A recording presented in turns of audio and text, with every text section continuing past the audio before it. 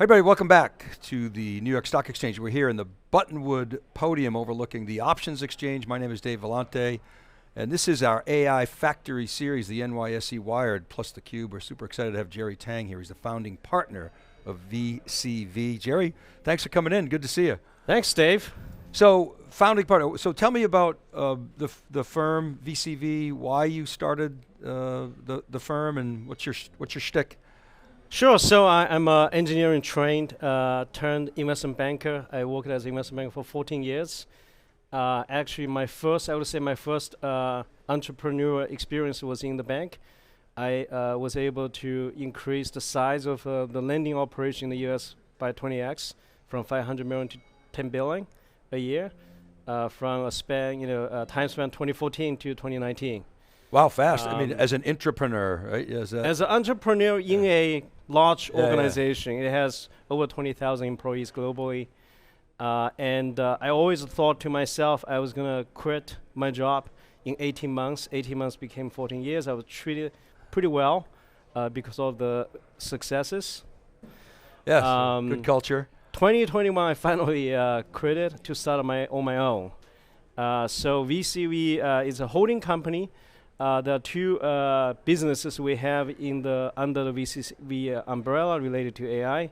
TigerDC is a AI data center development company, and Atlas Cloud is an AI cloud company focused on financial services vertical. Exclusively financial services. Exclusively. Okay. So let's see. So TigerDC essentially helps build data centers, is that right? It builds the physical and the power infrastructure. So we have sites in South Carolina and North Carolina. Potentially scale up to 2 gigawatts in those two states. And we are targeting hyperscale customers. We have been in very active discussions with multiple of them. Helping them build out. So you're so we provide the space, the power, the cooling, and cable, PDUs, and then they can just come in and rack up the computer servers. So you need land, energy, and water. Exactly. Right? And so you've got that, and then that's how you're attracting these hyperscalers to come in and build. And where are you at? Are you actually to revenue yet, or is it sort of? We just broke ground a couple months ago. All right. Yeah, the first phase will likely be 300 megawatts of IT load.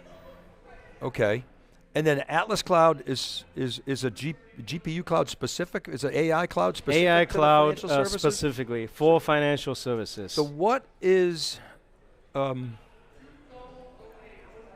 unique requirement in financial services that you guys are trying to attack?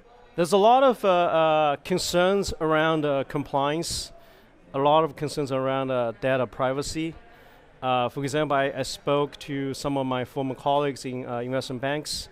They all worried about having to upload data to the public cloud or to the public GPT providers. So that's a big kind of unmet need, and if they deploy privately themselves, they have sort of outdated models that don't work really well from an inference point of view. So is Atlas Cloud, don't hate me for this, is it a colo or is it like a neo cloud or a hybrid of those? I would say it's a neo cloud, except we aim to solve enterprises' need for AI from bottom up. The GPU hardware, the cloud layer, and the AI inference layer, and the even agent layer. So Jerry, you're hitting both of the growth vectors, because we know that much of the AI is occurring in the hyperscaler clouds, and the neo clouds. But the neo clouds are this new emerging vector of growth, which you're playing part of, but it's also serving enterprises who don't necessarily want to put their data into the hyperscaler clouds, which are more general purpose, right? Yes. Or like you said, they have privacy concerns. How about latency? Is that a factor? Is that something that you address, or do you have that same sort of challenge? That's one of the things we can provide to the clients. There's a lot of complaints about the AI models, taking longer than clients want. So we have a fine-tuning capability and inference engine optimization capability to help to reduce that latency. So is the unique value, what's the sustainable value proposition? On the one hand, if you have data center capacity and you can light up GPUs, that's a win, right? But assume that doesn't last forever as a competitive advantage. What is that unique advantage that you bring with, whether it's TigerDC or Atlas Cloud, to the customers? I mean, you hit the nail on the head. I think the power constraint is real. It's probably going to be there for the next 5 years, 10 years, 15 years. Mm-hmm. So it will be for a while before there's a abundant amount of power capacity to power up all the GPU servers. Secondly, if you are just focused on one particular vertical, you're going to gain a lot of knowledge and expertise in the processes and integration with these enterprises in that sector. So that's our hope. That's how we want to build our moat going forward. What do you see? Okay, so energy is a constraint. You're obviously, I presume, you're GPU constrained, like everybody else. Compute, right? Everyone's compute constrained. I think the energy is it's more constraining than the GPUs right now. That's what Satya said the other day. Yeah. Yeah, he said that he got tons of GPUs sitting in warehouse without power or racks to plug in them. Right. Yeah. Right. Right. He's waiting to light them up, and well, that's a depreciating asset. That's not a. That's not a good thing. Okay, so what are your thoughts? We're here at the AI Factory series. Yeah. Jensen uses that term. He's kind of created it as NVIDIA's own. What do you think about an AI factory? What does that term mean to you? I think it's an integrated system to provide the intelligence that individuals and companies can use readily. That means you have the power to drive the AI factory, which are the physical infrastructure that TigerDC can develop and build and deliver, and also the GPU servers, the networks, and the maintenance on the cloud layer of multiple thousands or tens of thousands of GPUs in a coherent way. Plus, above that, inference framework and engines that are efficient enough for various enterprise and individual usage. I'll give you an example. Right now, the video generation is very hot. If you can fine-tune or optimize the inference engine, you can reduce the cost of the 5 cents per second video to probably 2 cents per second for the video, and you at the same quality. And you do that through software? You do that through looking at the algorithm of serving the AI models. Yes, exactly, software. Okay, so power is a constraint, is the constraint, really, right now. Is the network underutilized today? Depending on which network you talk about, the intranet, the cluster network within the data center itself, or the external Let's unpack that. So let's say the scale-up network, the interconnection of the GPUs, and I guess there's scale-out, which is the Ethernet. Yes. And then, of course, there's scale-across, which is across AI factories. Let's start with the scale-up. Is that network underutilized? I don't think so. No, okay. Yeah, I think that's fully utilized. Okay. It can be IB, InfiniBand, or can be Ethernet with 400 gigabytes, 800 gigabytes of bandwidth. So that's not a problem. Maybe is the scale-out network underutilized? The scale-out, I wouldn't say it's underutilized. It's highly geographic dependent. Dependence, yeah, okay. So let's say you have your data center in the middle of nowhere. Yes, that can be a constraint for your data center. So maybe underutilized is the wrong term. Let me try a different sort of question here.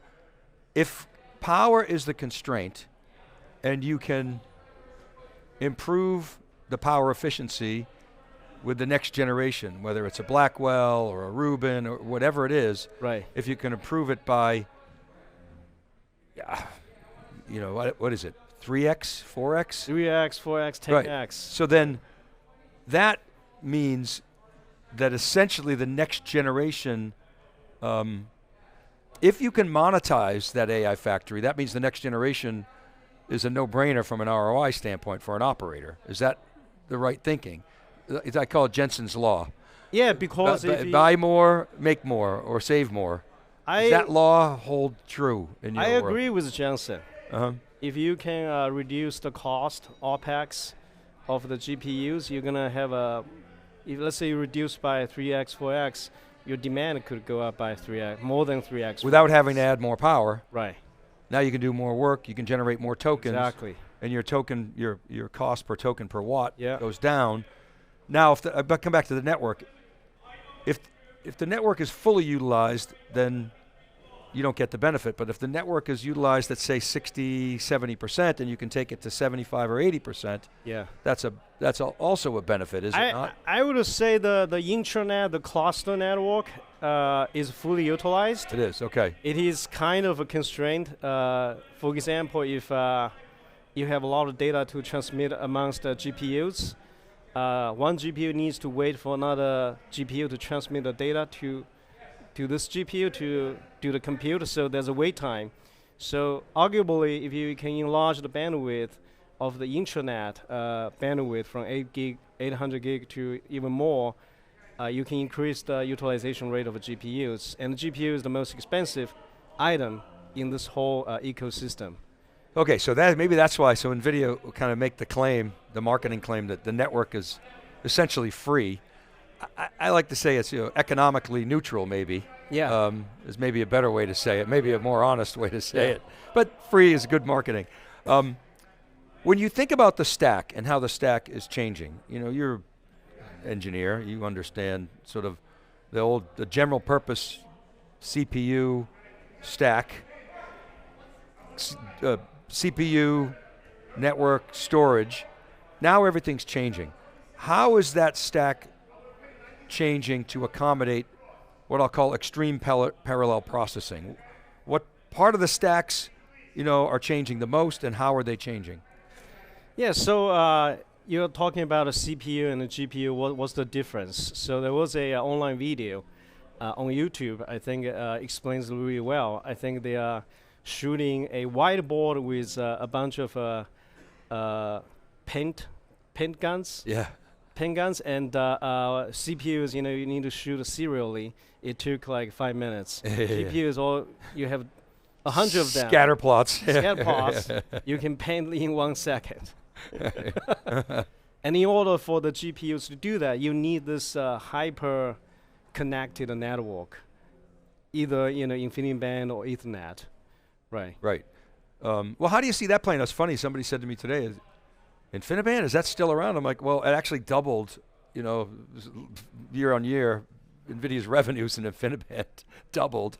And they were like, wow, they were kind of blown away by that. So there's places for each. But how do you think about InfiniBand, where it fits? Is it sort of what you're calling the intra network, and then for maybe training, and then Ethernet for the sort of scale out and scale across? Is that how you see it? Yeah, so Ethernet is more for inference. You don't need thousands or tens of thousands GPUs to be interconnected to each other.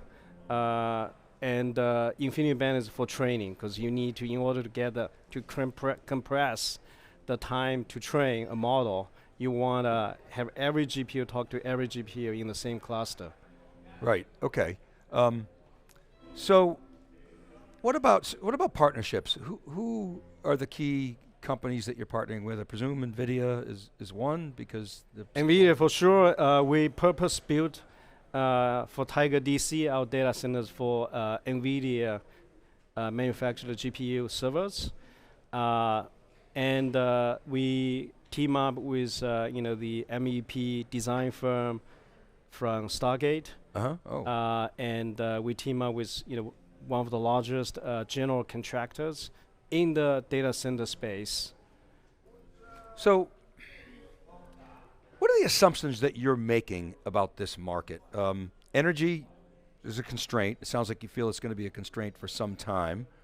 What other fundamental assumptions, what other bets are you making? Yeah, energy in the US or most of the Western world is just going to take longer to develop, given the regulatory constraints, the land constraints. The other side is really demand.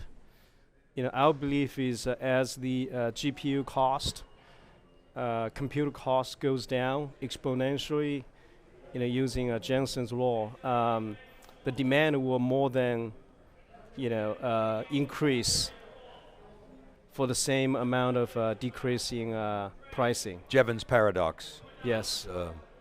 Satya likes to quote, right? Yeah. Price goes and down. another analogy is this. Do you know how what percentage of brain consumed as They say it's 10%, but then I've read that's. I think it's like 20%. Yeah, okay. If you're actively thinking all day.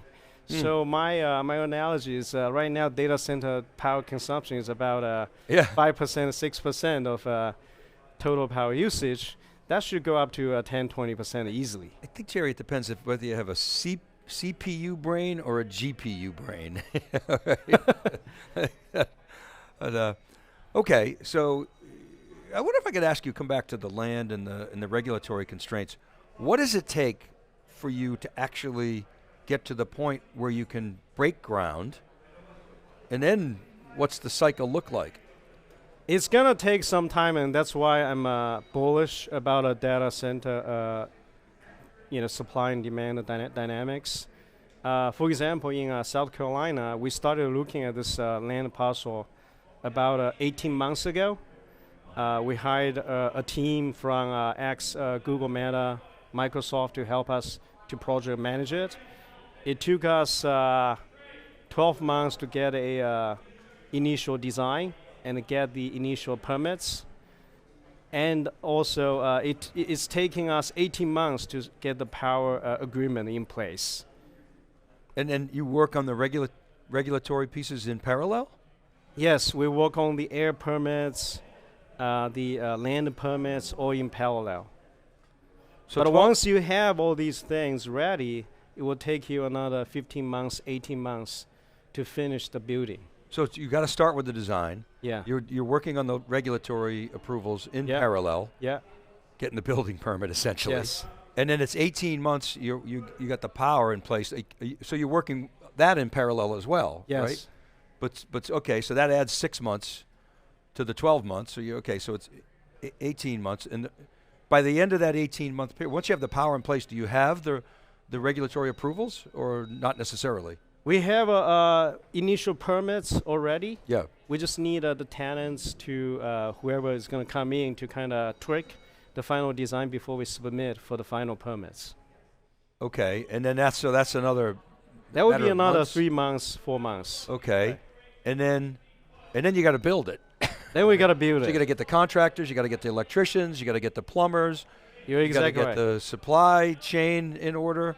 So we lined up a bunch of the contractors already ahead of time. One of the contractors started working with us last summer, actually.